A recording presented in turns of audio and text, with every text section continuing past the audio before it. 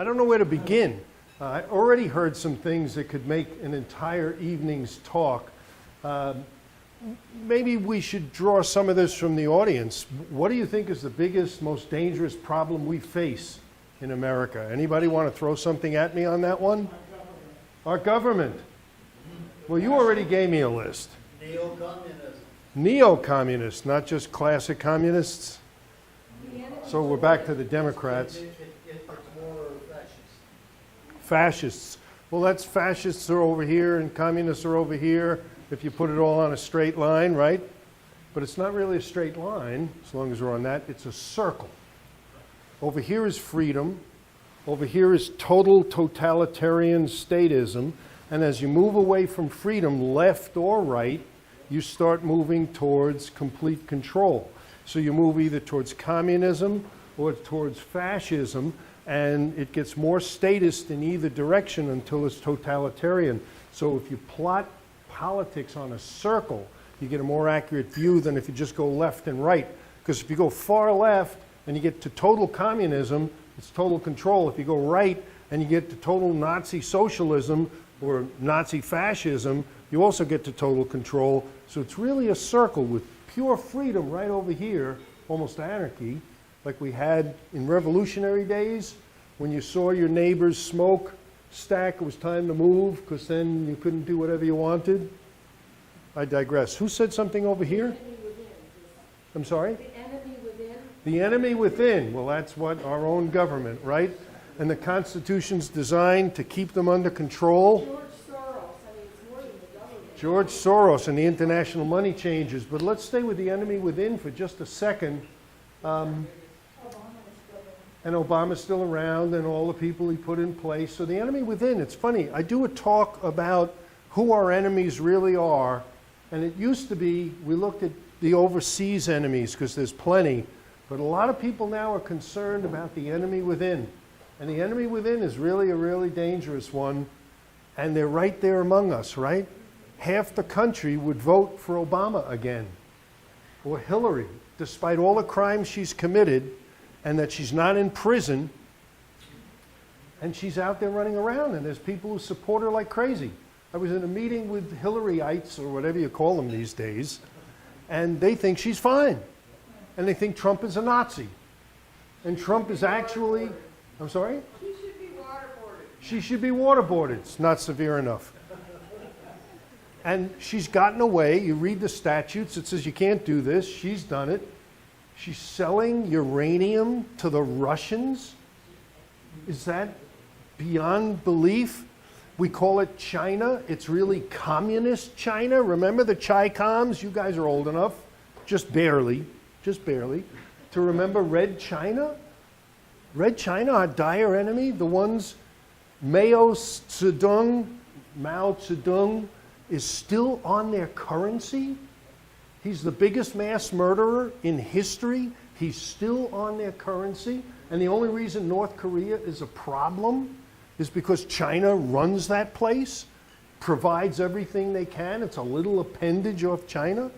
Everything they do, communist China runs. They're a communist nation. Bill Clinton actually said, nobody's seen a communist for 10 years. It's astounding. And we're worried about North Korea, and it's really communist China, and nobody's worried about the communists except the John Birch Society. Yeah. And the Birchers really make sense, but if you say that, they've been so vilified by the media. And who was it who said breaking news? Was that you, Dan? You talked about breaking news. Fox News, the last remaining bastion of sort of news, every single program they run, breaking news. There hasn't been any breaking news on Fox. They keep running the same stories. I like Hannity, but he's repetitious.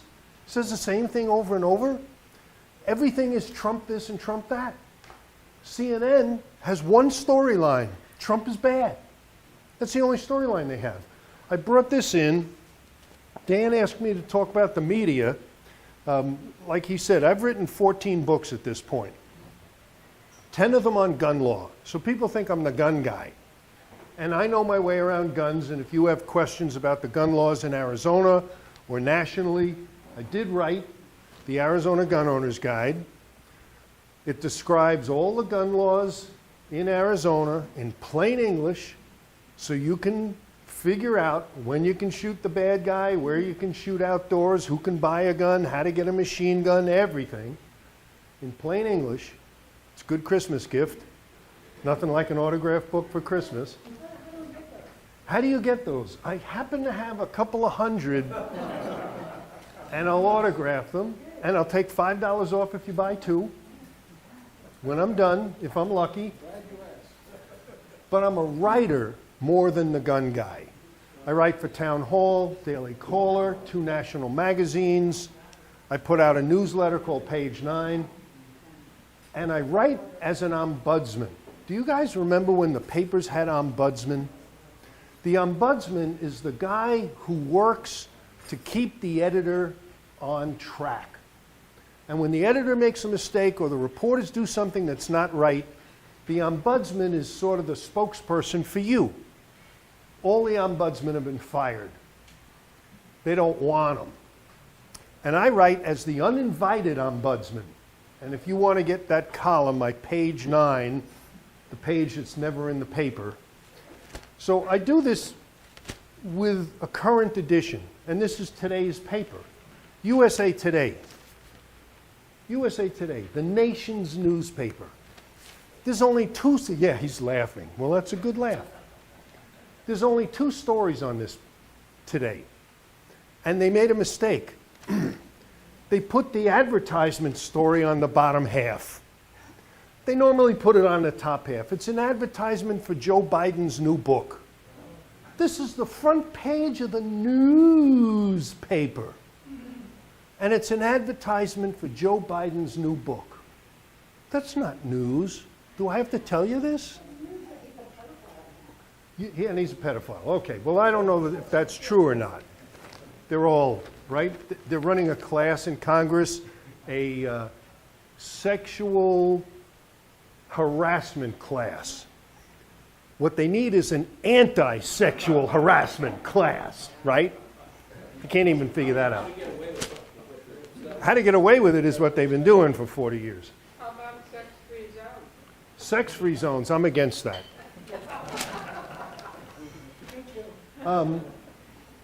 This is an ad, and you know who wrote it? Susan Page. She is their chief political correspondent. What's wrong with that picture? And the other story is the same as they've been running day after day after day. Trump is bad. This one is taxpayers paying lawyers to protect Trump. Trump's profits. 2 stories on the front page of America's paper. Trump is bad, and an ad for Joe Biden. All right, that's all I got for that.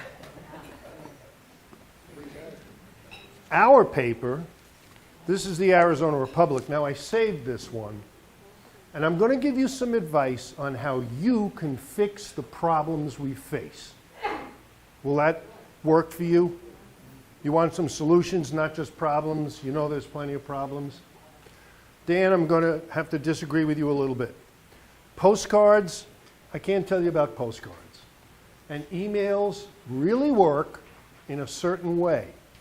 The Arizona Citizens Defense League, which is the local grassroots group that works for our gun laws here in the state, we were just voted #1 for best gun laws in the country 5 years in a row. 5 years in a row, Arizona, best gun laws in America. That means you have the most freedom to own a gun, use a gun, carry a gun, defend yourself with a gun, buy a gun as a gift. A gun in this state is treated like a book. If you can legally own a firearm, I could sell you one right here. You could sell me one right here. Cash and carry. And think about it. There's nothing wrong with that. If Dan sells me his backup gun right now, what crime has been committed? None. It's private property. Now, the leftists, the ones I was with this weekend, want gun registration. We gotta register guns, and I'll talk about that in a minute. And maybe some of you think we should register guns. I mean, it makes sense, doesn't it? Shouldn't we know who has guns?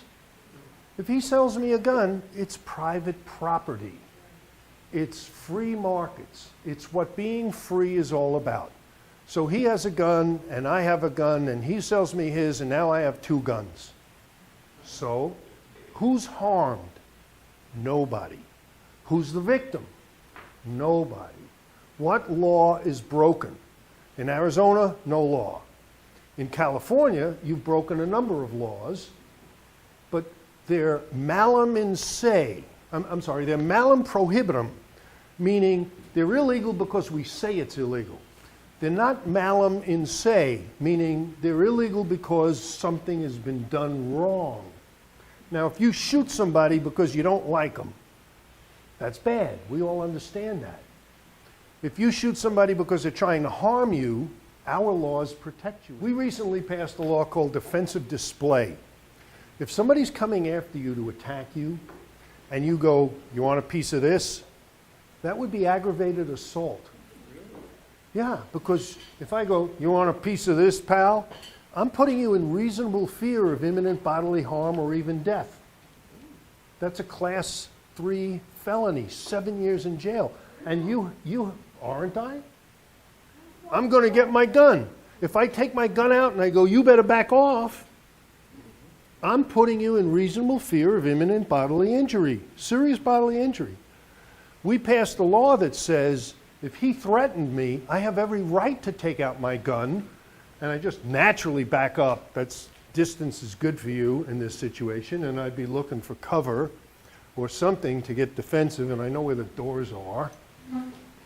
But you should be allowed to do that. And the Arizona Citizens Defense League enacted that bill, pushed it through, so that we have that kind of personal self-defense option, and that's in the Arizona Gun Owners Guide, so you know what your rights are.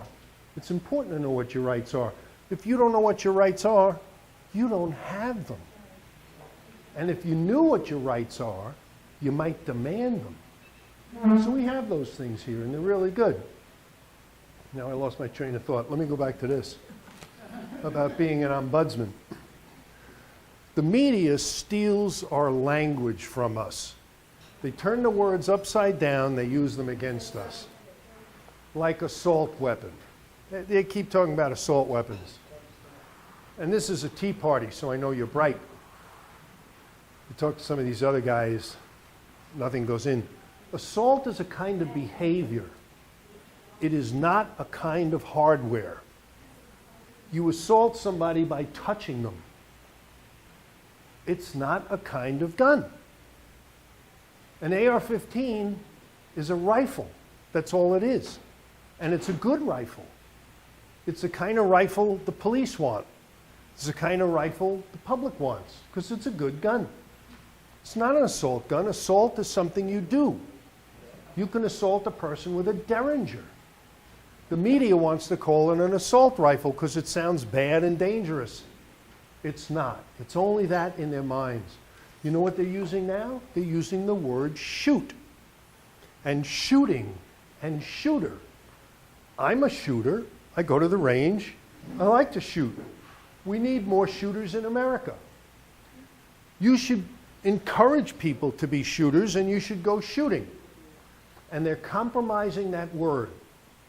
They keep talking about mass shootings, and they should be talking about mass murders. And the question America needs to deal with is, why are there more mass murders? What is going on that psychopaths are running loose? Not shooters, psychopaths, psychos, killers, perpetrators, criminals. So here's E.J. Montini's column. I see he's got a lot of fans in this room. He's a gun owner, by the way. A politician's letter to future mass shooting victims. I saved this column because it got the word shoot so many times on the front page here Mass shootings are something we have to gun rampage, mass shootings, gun violence, weapons magazine sales. He's got shooting all over here. It really ought to say to future mass murder victims, and the focus would be in the right place. Mass murders are something we have come to expect. The next criminal rampage victims. Mass murders occur. The issue of violence, not gun violence. Gun violence is propaganda. We're talking about criminal violence. Why is there so much violence? When I went to high school, we had a rifle team. They won awards. There's a picture of them in my yearbook. Maybe some of you remember that. Did any of you have a shooting club in your high school? And a range in the basement? And if you went to detention, they sent you down there? You watch, when you go home and watch TV, you watch the news talk about mass shootings instead of mass murders, and talk about shooters instead of murderers and criminals and psychopaths. And here's my theory on that. They're doing it to hide the fact that TV and Hollywood are glorifying killing. You can sit there like this with your remote and see people shooting each other constantly without any sense of morality or justification. It's just shoot, shoot, shoot, shoot, shoot, murder, murder, murder, murder, murder, murder, kill, and it doesn't have any effect, they assure you, and the body counts pile up. Oh, I remember where my train of thought was. AZCDL, which now has 14,000 members, tells its members to email the state legislature when a bill is moving and either support it or don't support it.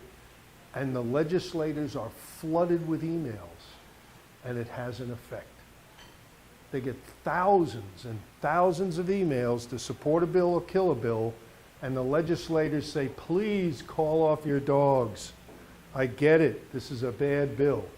It has an effect. And you can have an effect by getting into the media, the real media, by having a media list.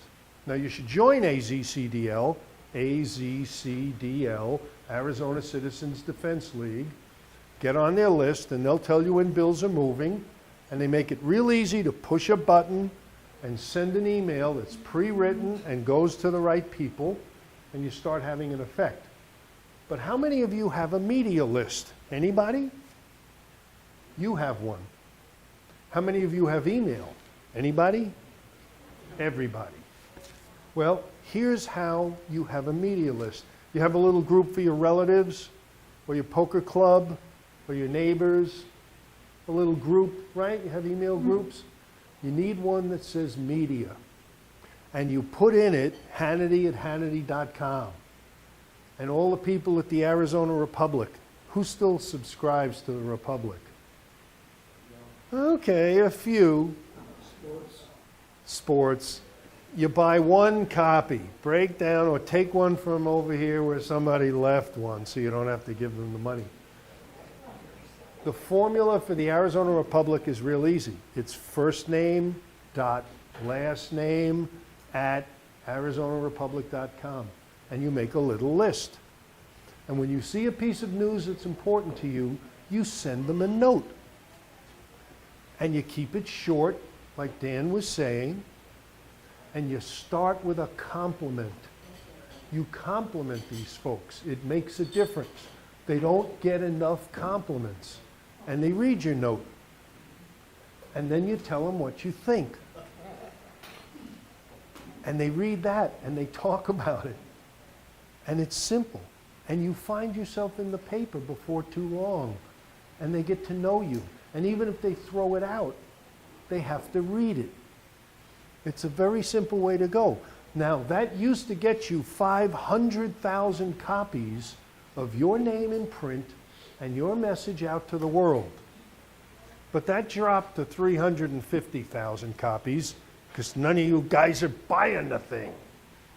And now it's down to 177,000 copies, which we're kind of happy with because of what that rag is like.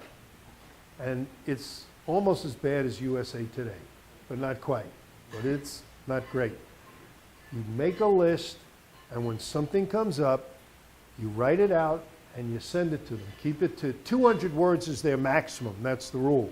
And if you want to write for the My Turn column, it's a 600-word maximum. And for that, you really have to know what you're doing, and you have to talk to the editor. And that gets to the real way that things happen. My friend Terry Allison put it this way: the world belongs to the people who turn up.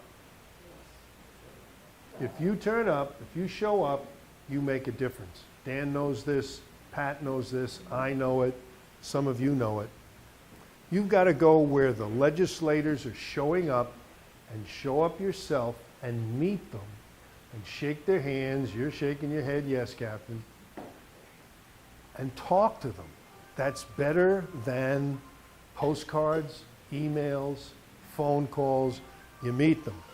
And better than meeting them, is that a telephone? Let me take this call. I'm sorry. That's okay, I'm going to take the call.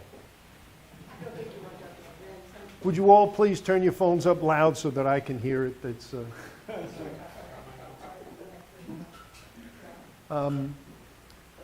you meet them, but more important than meeting them, meet their assistants. The chief of staff, the secretary, those are the folks who have their ears. And you can reach them on the phone much easier than you can reach them. And then you can discuss an issue, see where they stand, maybe go to lunch.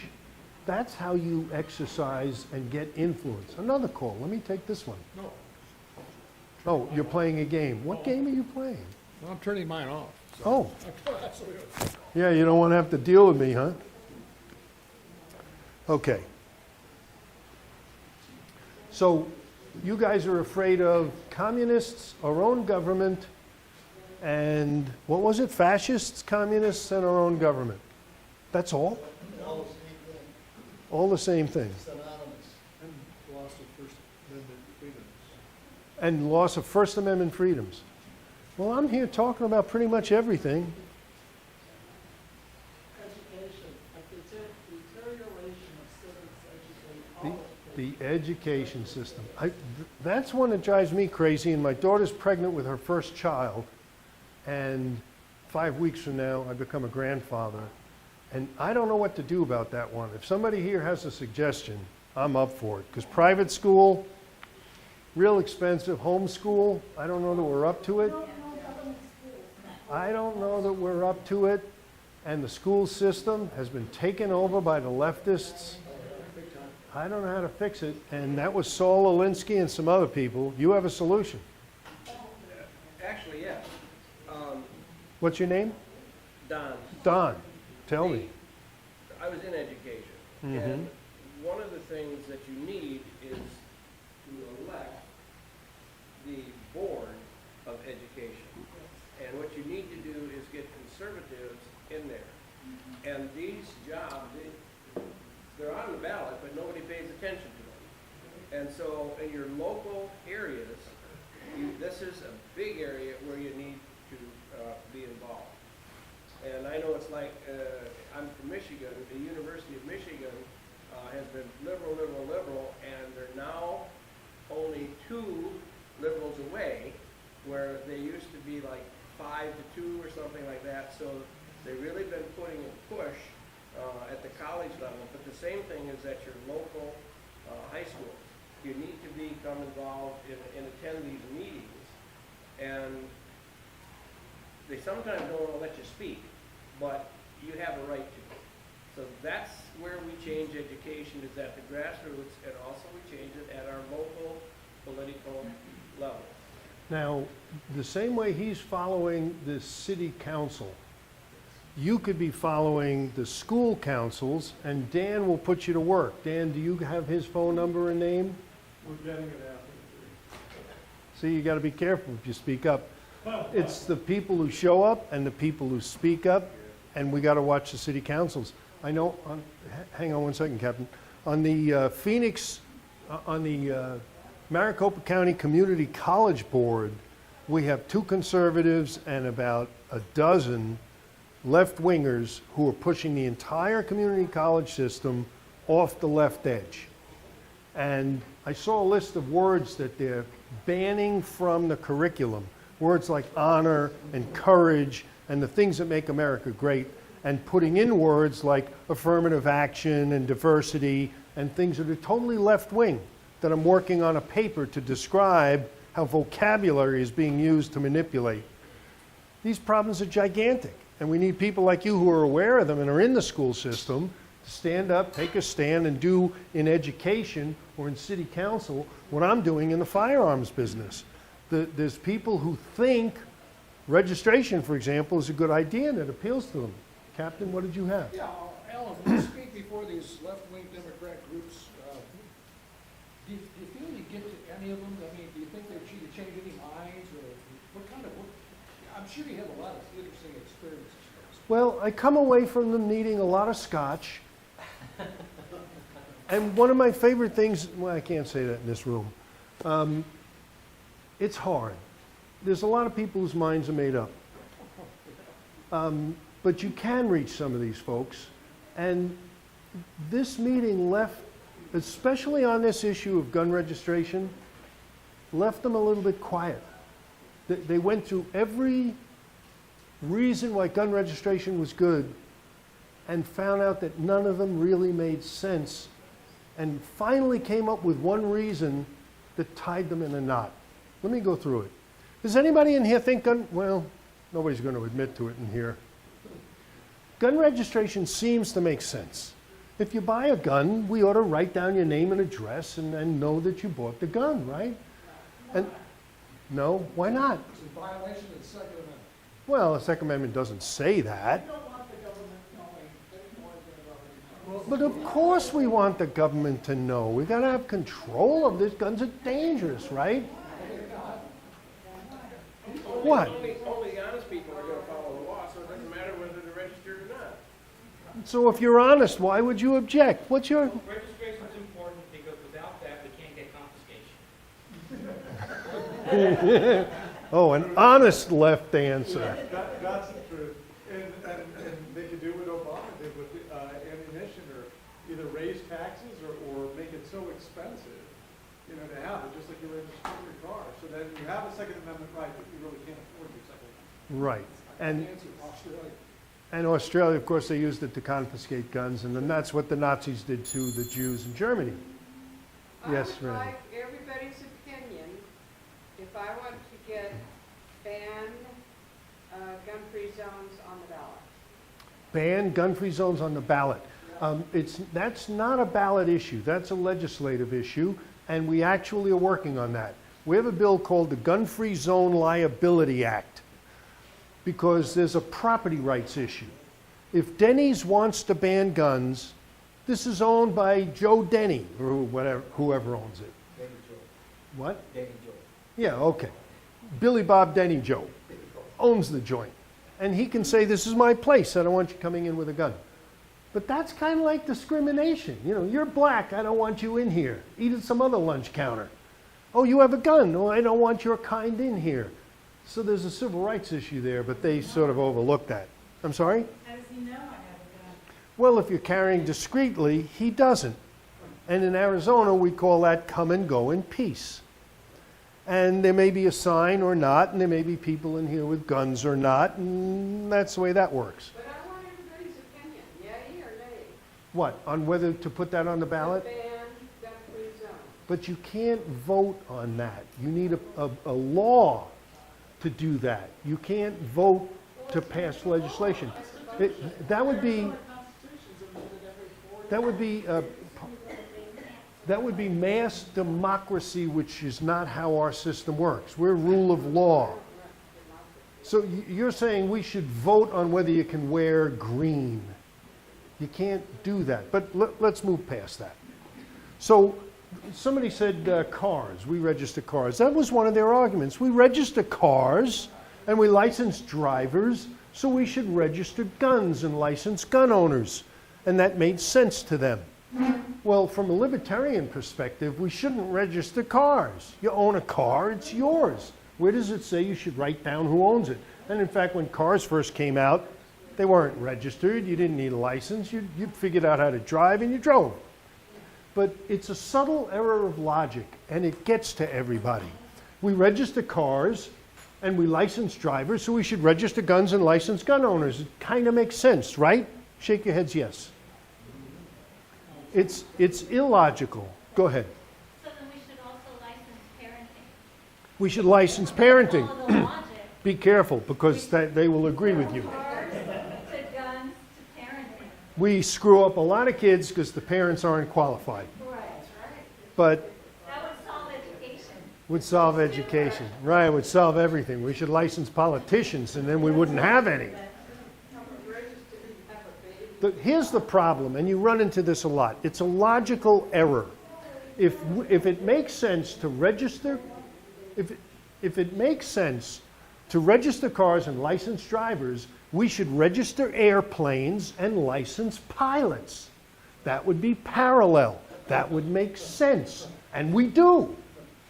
But if it makes sense to license gun owners and register guns, then we should register Bibles and license churches. I got it backwards. We should register churches and license Bibles, because that would be parallel.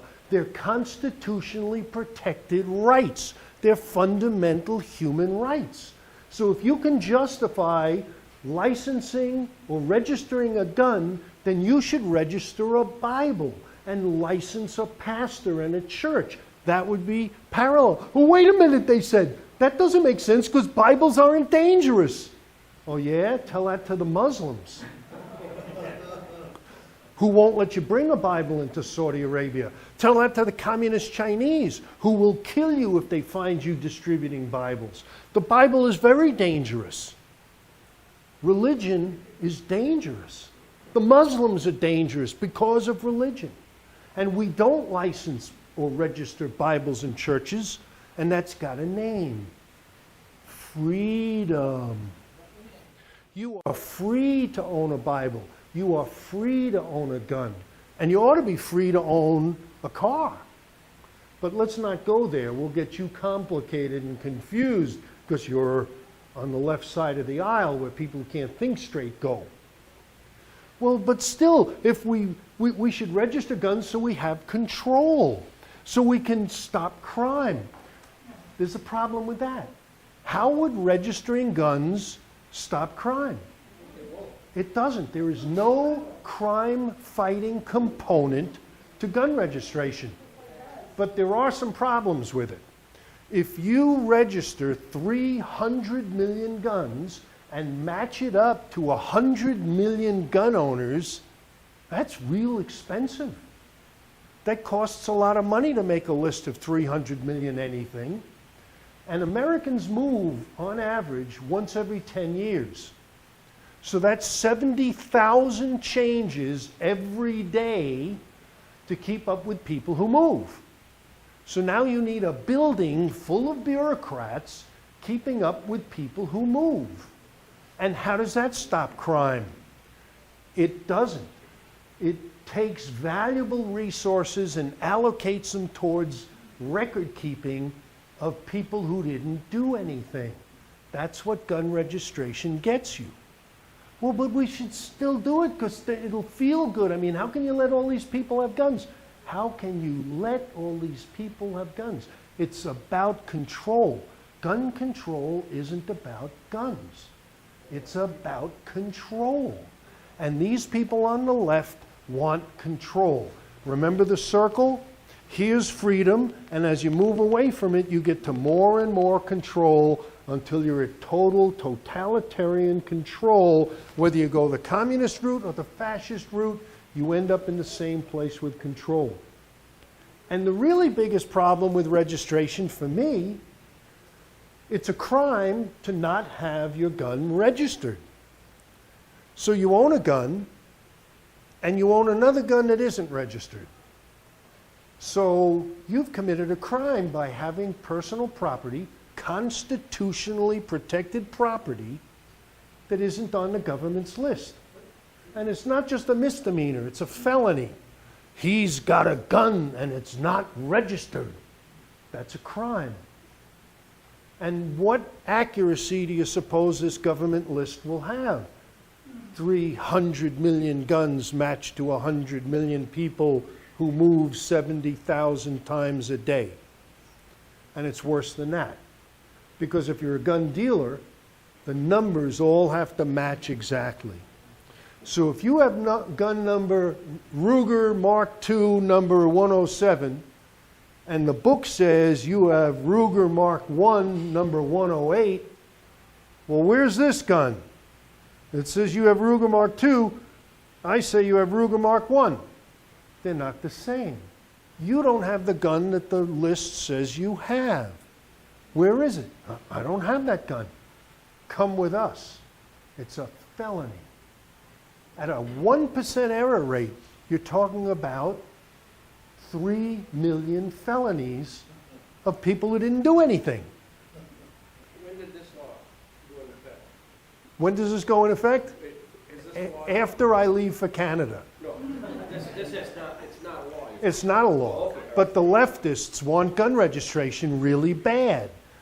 And they haven't thought it, well, they either haven't thought it through like the people in this group, like you folks are just getting it thought through for you right now, or they have thought it through and they know this. Charles Schumer knows this. If we set up gun registration, everybody's screwed, we have control, every mistake, we get to arrest you or have it hanging over your head like the sword of Damocles. And that's not the biggest problem. You know what the real biggest problem is with gun registration? You can't put criminals in the list. It's illegal. A criminal can't have a gun. So it's illegal for him to have the gun that you want to write in the list. It'd be a violation of his Fifth Amendment rights against self-incrimination. You can't write him in the list. It's a crime. The government is banned from and it's even worse than that. If you could find all the criminals with guns to put them in the gun registry, you could just freaking arrest them. They're not allowed to have a gun. And we can't do that. And in fact, the liberals won't even let you get near that. We know, for instance, in Chicago, they just did a study of murders in Chicago. They know where all the murderers are. In fact, they found one guy who was present at every 85% of the murders that happened in Chicago. There was one guy present either as a perpetrator, a victim, or a witness at 85% of the murders in Chicago. So you can imagine who this guy was. He's some hip-hop listening dude hanging out at all the drug centers, and every time there's a murder, he was there. So the registration is such a farce. And here's where it ended up. Every single argument they had in favor of, well, we ought to just register the guns. I mean, bump stocks, that went away. Too much ammo in a magazine, that went away. Why does anybody need an AR-15? That went away. I sort of pushed all these to the side so we could do one simple thing like registration. So this one guy says, well, if the guns were registered, when a gun is lost, then we could like return it to its rightful owner. So the whole thing comes down to we want to get rid of all the guns, and if we had registration, we could give them back. It's like how twisted, and I left them with that. I said, you know, you're right. If we had gun registration, everybody could get their gun back. Maybe it's not such a bad idea. And then we started talking about taxes. You had a question. Yeah, you brought up Ruger, and I worked with Bob Ruger right before he died. And right before he died, he was starting to get brainwashed. He was kind of getting confused. And he was actually advocating for assault, weapons bans and whatnot. I'm curious what you think,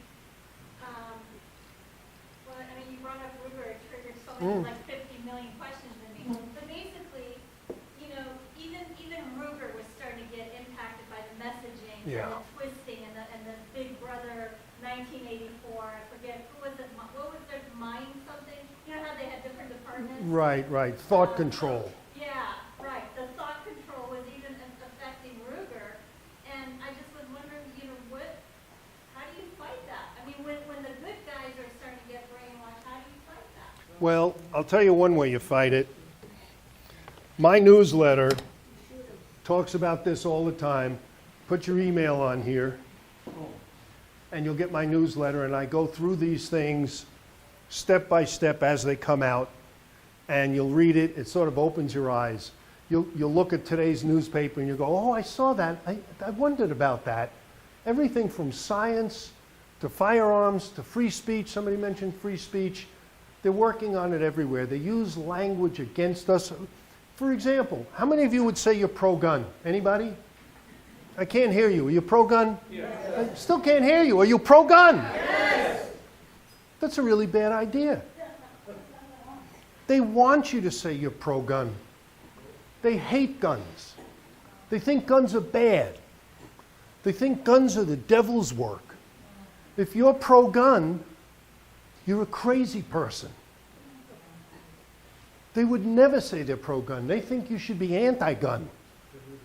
So if you say you're pro-gun, you're a madman. You should say you're pro-rights. You're pro-freedom. You're pro-liberty. If you're pro-rights, what are they? Anti-rights. So they keep talking about pro-gun and anti-gun, and they win that argument on the words. Hang on a second. So everybody's quick to say, I'm pro-gun. That's how they have done this to you and beat you over the head. And you go, I'm pro-gun. And they look at you like you're crazy. And if you're on CNN, which I'm on, and all the channels, and they go, so Alan, how come you're so pro-gun? Oh, I'm not pro-gun. Well, sure you are. Why would you ask me such a biased question? Well, what are you? Well, I'm a moderate. You what? Well, I believe in the Constitution, rule of law, limited government, low taxation. I'm a moderate, right down the middle. I'm pro-rights. What are you? And now they're like a deer in the headlights. In fact, I have here.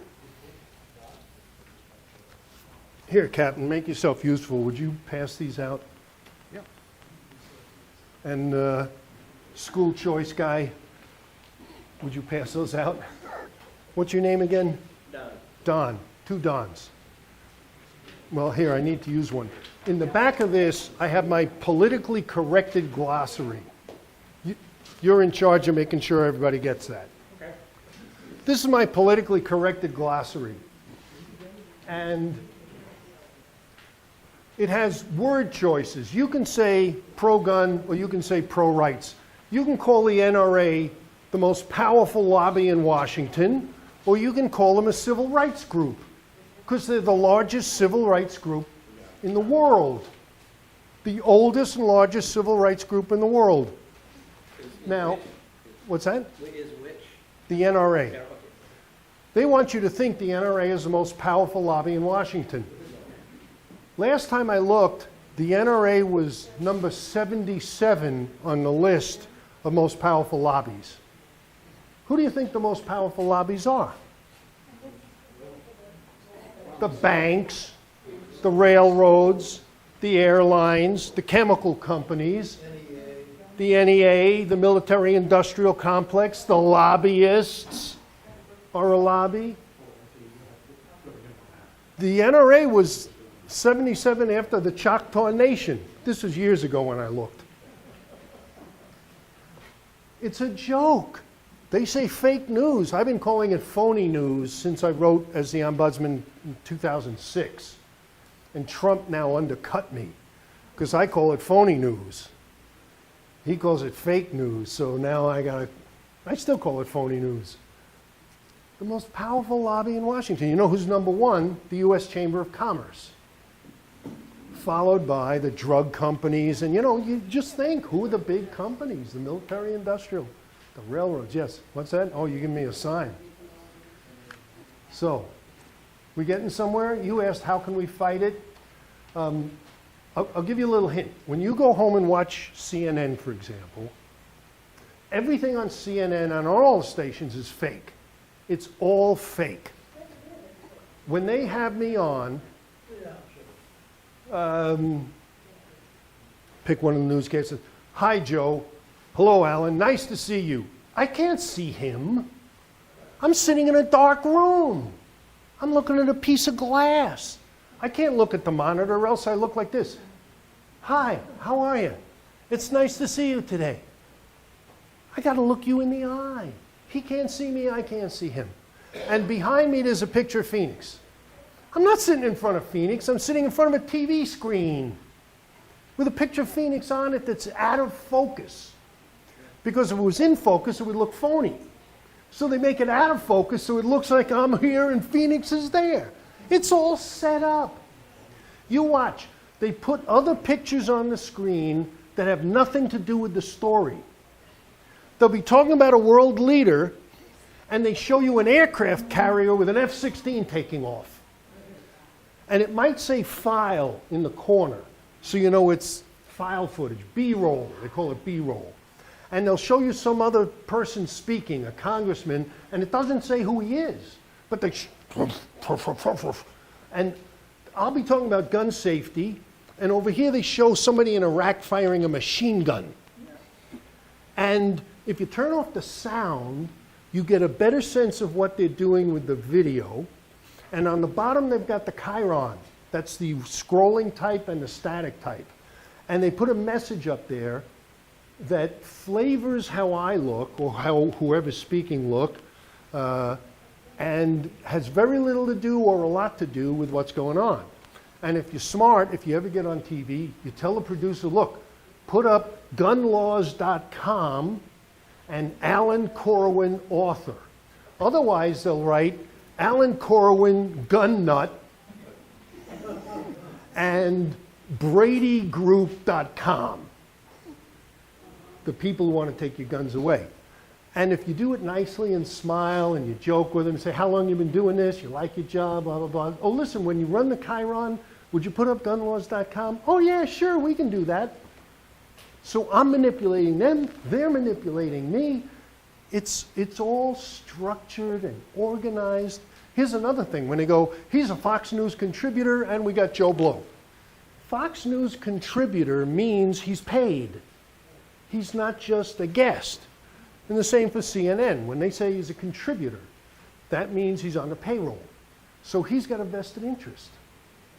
This is how it's done. You have to read with the third eye and listen with the third ear and consider what's really going on. Try turning off the sound for a few minutes, watch the screen, and try and dope out what's happening. There's 6, 7 people in the control room. They're all watching the video. They've got different B-roll ready to roll. There's a gal sitting there, usually a gal, sitting there typing really fast. Okay, put that up. No, don't give me that. And there's a couple of things, and they're quickly putting it all together. A 60-second spot we have a special report from. Took 8 hours to produce. They sent trucks all over town, collected all this footage. Record some and watch it 3 or 4 times. You'll pick up all kinds of little production tricks they did, and this passes for news. Now, if you watch PBS in contrast, they do have a far left lean, but they give you news. There might be 30 stories in an hour. CNN, you can turn on almost 24 hours a day, and like rap music uses the N-word, CNN says Trump, and in a negative context. It's the way it is. It's terrible. There's no news in the news. Yes? There's a station, if you have DirecTV, go to channel 347, and there's a channel on there that says One American News Network. Yes. It's very, very good. Where is that? On the DirecTV, channel 347, One American News. It's what you're talking about. It's very good. Well, good. And we get real news. We get real news from the web and from meetings like this. I go to a lot of meetings like this. You get more at a Tea Party meeting than you get almost anywhere else. Newsmax is pretty good. Newsmax and Town Hall and Daily Caller and my Page 9 report. You can go to gunlaws.com, like on the front of this little booklet, and click on my Page 9 button and read hundreds, literally, of Page 9 reports that take a news story and take it apart, like I just did with E.J. Montini, or the front page here, I'm really big now. Here's one for you. I'll digress off guns for a second. How many of you have heard that there must be life in the universe? Hold it up. Hold it up for a second. How many of you have heard, she's impossible, I'm used to it.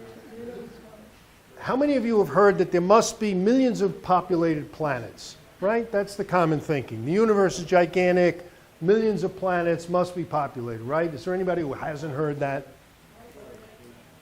There was a picture on the front page of USA Today, Dan, of a planet 100 million light years away, circulating a sun that is just in the Goldilocks zone and perfect for life. Did you see that? I did. It was a picture of a planet. We can't get a picture like that. It was a painting. But it wasn't labeled painting. It was labeled NASA Jet Propulsion Lab. All they really get is a series of numbers that the numbers change a little so they can tell the star is wobbling, so there's probably something orbiting it. Now, the idea that there's millions of populated planets is possible, but it's also possible that the universe is so young and so small that the chances that one planet with life on it, it's too soon. The math also indicates that. So that this planet is an anomaly. But you never hear that, do you? So the real question we ought to ask scientists who are constantly giving you this on National Geographic, the Learning Channel, the History Channel, PBS, NOVA, they're all running the must be millions of planets, we're insignificant story. Which planet was first? How long did it take for the first planet of these millions and millions to start? Well, nobody addresses that. We do have one example, if you take the Big Bang approach. The universe is 13.6 billion years old. Earth is 4.6 billion years old. This is what we've been able to measure with science. So it took 9 billion years for the Earth to happen. That's what all the scientists believe, and the evidence you can look at. You know, there's a biblical approach and a scientific approach. And the scientific approach says it took 9 billion years for this planet to happen, and another 4.6 for us to get here. Civilization is only 15,000 years old. How far back do you want to go? We're here, Marconi, 1901, so we've only been broadcasting for a little over 100 years. So there's one example of a populated planet, and that's how long it took this one to happen. So how long did it take for these millions and millions? Which one of them was first? You get 0. And in terms of accuracy, I'll close with this. If it's in the news and it's about guns, it's probably 100% wrong. Now that seems impossible, 100% wrong, but I stand by it. Because every story I see about guns, like Montini here, where all he does is talk about shooting but never talks about murder, that's a 100% spin rate. And guns save lives, guns stop crime, guns protect you, guns are good, guns are fun. Anybody who goes shooting knows guns are fun, and guns are why America is still free. Now, how many of you seen any of that in the news ever? Ever? A 100% error of omission rate. 100% wrong, and I track this carefully. And if you get my newsletter, when there are gun stories and it's relevant, I'll let you know. And now you know the tip of the iceberg and everything I know. And thank you very much for being such a good audience.